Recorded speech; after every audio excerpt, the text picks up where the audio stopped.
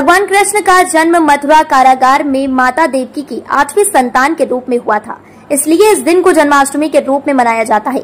भगवान कृष्ण का जन्मदिन दुनिया के विभिन्न हिस्सों में मनाया जाता है। हिंदू घर घर में छोटे कृष्ण को सजाते हुए देखे जा सकते हैं। जन्माष्टमी की पूर्व संध्या पर दुर्गापुर के इस्कॉन में भी हजारों भक्त इकट्ठा होते हैं।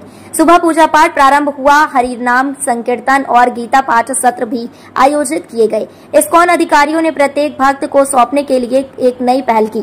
कई हफ्तों तक 1,01,108 लड्डू तैयार किए जा चुके हैं। वह लड्डू हर भक्त को दिया जा रहा है। जयपुर राजस्थान का मार्बल पैलेस दुर्गापुर में इस्कॉन में बनाया गया था। इस्कॉन के मुख्य सेवायत औदार्य चंद्र दास ने कहा, यह भगवान कृष्ण का 5250वां जन्मदिन है। हमारे इस्कॉन में भी हर बार की तरह इस साल भी विशेष पूजा पाठ की व्यवस्था की गई है, जिसमें 35 से 40 हजार लोग जुटे हुए हैं। दुर्गापुर पश्चिम बंगाल से निमाई दास की खास रिपोर्ट।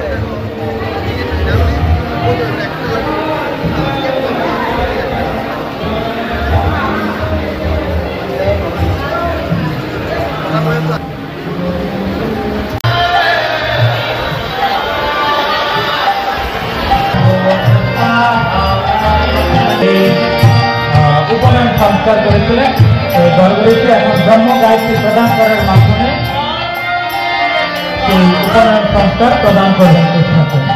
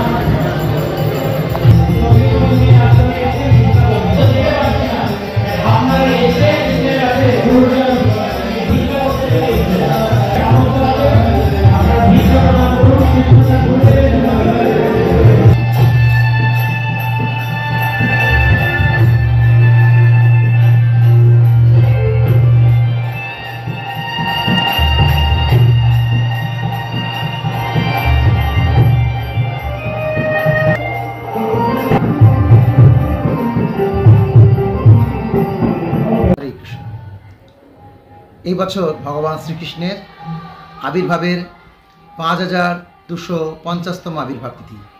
এই উপলক্ষে সারা বিশ্ব মেতে উঠেছে জন্মাষ্টমী উৎসবে। যদিও প্রাকৃতিক দুর্যোগে অনেক কিছু বিধ্বস্ত পরিস্থিতি হয়েছে, তারপরেও মন্দির প্রাঙ্গণে ভক্ত সমাগমের একটুও ঢল কমেনি। সকাল থেকে প্রচুর ভক্তের আগমন হচ্ছে। আর এই বছরে শ্রী শ্রী রাধা মদন মোহনের যে শৃঙ্গার করা হয়েছে তা জয়পুরের মার্বেল প্যালেসের শৃঙ্গারে সজ্জিত হয়েছে। শ্রী শ্রী রাধা মদন মোহনকে যে পোশাকটি পরানো হয়েছে তাতে হিরে, পান্না, চুনি, মুক্তা, সোনা, রূপা ইত্যাদি দিয়ে সেই ড্রেসটি তৈরি করা হয়েছে। এবং আজ রাত্রিবেলা ভগবানের ফুলের শৃঙ্গার হবে, পুষ্প ফুল বাংলা। তার সাথে রয়েছে 1,01,108 লাড্ডু, 1,01,808 তুলসী অর্পণ, শ্রীমদ্ ভাগবতের সম্পূর্ণ পারায়ণ, গীতা সম্পূর্ণ পারায়ণ, লক্ষাধিক জপ, বিষ্ণু সহস্রনাম, গোপাল সহস্রনাম পাঠ। সিধা মায়াপুর থেকে এসছেন বিভিন্ন ভক্তরা, তাদের মুখ থেকে বীর্যবতী হরিকথা এবং মহাহরিনাম সংকীর্তনে মন্দির প্রাঙ্গণ মুখরিত হয়ে উঠেছে। বেলা 10টার সময় মন্দির প্রাঙ্গণে সংস্কারযজ্ঞ হলো এবং মন্দির প্রাঙ্গণে আগত দর্শনার্থীদেরকে সবাইকে ওই 1 লাখ লাড্ডুর মহাপ্রসাদ বিনামূল্যে বিতরণ করা চলছে। আর আজ রাত 10টায় মহা অভিষেক, 64 প্রকার উপচার দিয়ে শ্রী শ্রী রাধা মদন মোহনকে মহাঅভিষেক হবে। তারপর পুষ্পাঞ্জলি, 56 ভোগ অর্পণ এবং রাত 12টায় মহা আরতি। আগামীকাল নন্দোৎসব, আর সেই সাথে ইসকনের প্রতিষ্ঠাতা আচার্য শ্রীল প্রভুপাদের 128তম আবির্ভাব তিথি। এই উপলক্ষে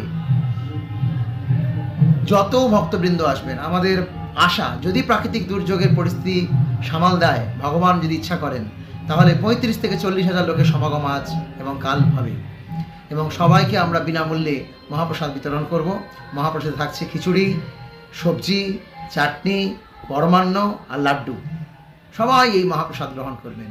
এবং সন্ধ্যাবেলায় মহাহরিনাম সংকীর্তন এবং কালচারাল প্রোগ্রাম। আর সেই সাথে ভগবান শ্রীকৃষ্ণের নন্দ উৎসব উপলক্ষে নন্দকে আনন্দ ভয় জয় কানাইয়া লাল কি, হাতি ঘোড়া পাল কি, জয় কানাইয়া লাল কি, সেই দইয়ের হাঁড়ি ভাঙা হবে। আর কৃষ্ণের উদ্দেশ্যে মন্দিরে কেক বানানো হচ্ছে। সেই কেক মহাপ্রসাদ প্রভুপাদকে অর্পণ করে সেই কেকটি 28 পাউন্ডের কেক হচ্ছে। সেই কেকটি অফার করে তা সবার মধ্যে বিতরণ করা হবে। তো আপনিও আসুন, এসে ভগবান শ্রীকৃষ্ণের এই দিব্য কৃপা আশীর্বাদ লাভের ভাগীদারি হন।